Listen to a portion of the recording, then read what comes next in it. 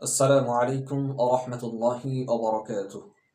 الحمد لله رب العالمين والصلاة والسلام على رسوله محمد وآله وأصحابه أجمعين أما بعد.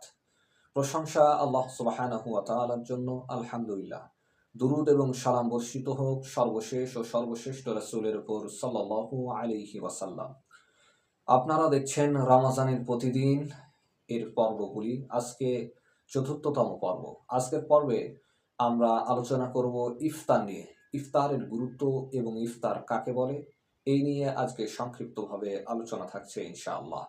ওমা তাওফীকি ইল্লা বিল্লাহ। সম্মানিত উপস্থিতি, ইফতার শব্দটি ফাতারা শব্দ থেকে এসেছে, যার অর্থ হচ্ছে ভেঙে ফেলা।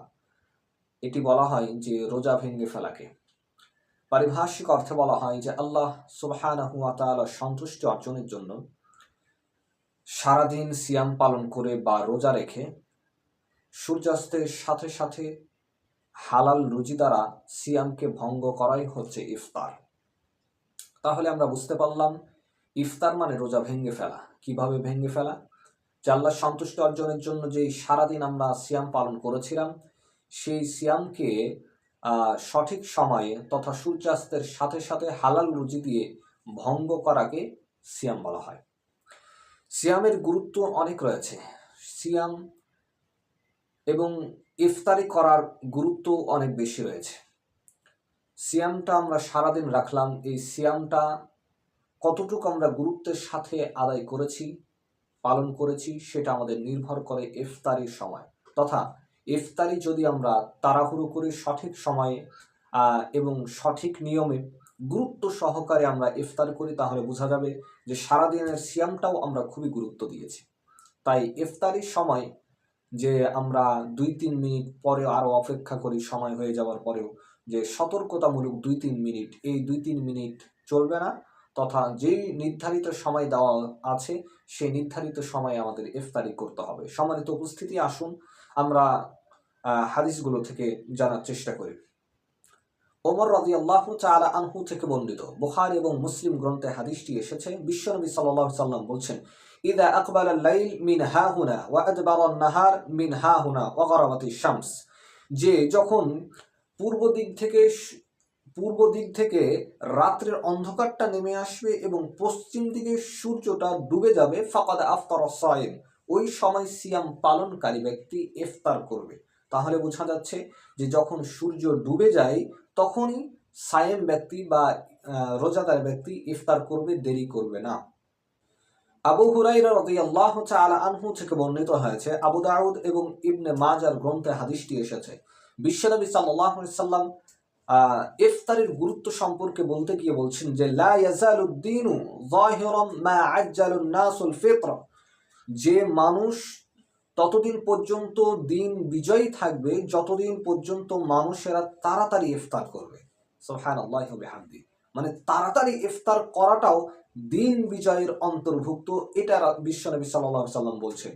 কেন বলছেন? যে লিআন্নাল ইয়াহুদা ওয়ান নাসারা ইউআখিরুন, কেননা ইহুদি নাসারা যারা আছে তারাও সিয়াম পালন করে, কিন্তু তারা ইফতারিটা দেরিতে করে। তাহলে দিন বিজয়ী রাখতে চাইলে দিন বিজয়ের মাধ্যম হিসাবে কাজ করবে তাড়াতাড়ি ইফতারি করাটা। তার মানে এটা গুরুত্ব বোঝাচ্ছে আপনি সারাদিনের রোজাটা কত গুরুত্ব সহকারে পালন করেছেন, এটা আপনার নির্ভর করছে ইফতারের ওপর। আপনি যদি ইফতারির সময় খেয়াল খুশি মতো ইফতারি করেন, ঠিক সময়ে ইফতারি না করেন, তাহলে বোঝা যাবে যে আপনি সারাদিনের সিয়ামকে গুরুত্ব দেননি। আর এক হাদিসে এসেছে, যেটি বুখারী এবং মুসলিম গ্রন্থে হাদিসটি এসেছে, সাহাল বিন সাদ রাদিয়াল্লাহু তাআলা আনহু থেকে বর্ণিত। বিশ্বনবী সাল্লাল্লাহু আলাইহি সাল্লাম বলেছেন যে লা ইয়াজালুন নাস বিখাইর মা আজ্জালুল ফিত্র, যে মানুষেরা ততদিন পর্যন্ত কল্যাণের মধ্যে থাকবে যতদিন পর্যন্ত তারা মা আজ্জালুল ফিত্র, তাড়াতাড়ি ইফতারি করবে। তথা তাড়াতাড়ি ইফতারি করাটা মানুষের জন্য একটা কল্যাণকর বিষয়। সুবহানাল্লাহি ওয়া বিহামদিহি, বুখারী মুসলিম গ্রন্থের হাদিস। তাহলে বোঝা যাচ্ছে যে বিশ্বনবী সাল্লাল্লাহু আলাইহি সাল্লাম বলছেন যে মানুষ ততদিন কল্যাণে থাকবে যতদিন পর্যন্ত মানুষ তাড়াতাড়ি সময়ের মধ্যে সূর্য ডুবার সাথে সাথে ইফতারি করবে। আমরা কিভাবে বুঝবো সূর্য ডুবে গেছে, সময় হয়ে গেছে? এখন ডিজিটাল যুগে এটা বোঝা আমাদের জন্য অসম্ভব নয়। আমাদের হাতে ঘড়ি থাকে, দেওয়ালে টাঙ্গানো ঘড়ি থাকে, হাতে মোবাইল থাকে, এছাড়াও আমাদের বিভিন্ন ক্যালেন্ডার রয়েছে। বিশেষ করে তুহফায়ে রমাজান এই সংক্রান্ত বা রমাজান সম্পর্কে ইফতারি, সাহরি ইফতারির বিভিন্ন ক্যালেন্ডার রয়েছে। সেই ক্যালেন্ডারগুলোতে নির্ধারিত একটা সময় দেওয়া থাকে।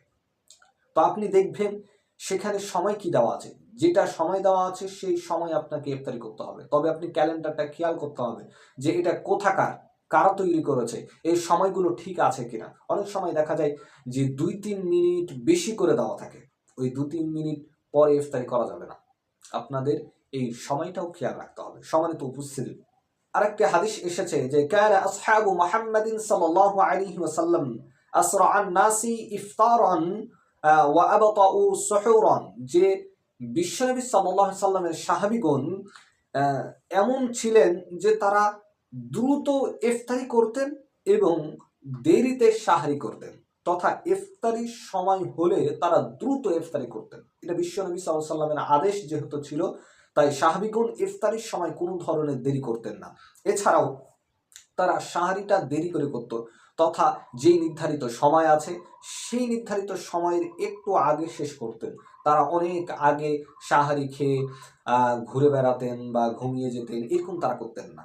তারা সাহারিটা একদম শেষ সময়ে খেতেন, যাতে সাহারি খাওয়ার পরে 10-20 মিনিট 15 মিনিট সময় থাকে, এরপরে তার সালাত আদায় করতে পারে, এরকম সময় তারা সাহারি খেতেন।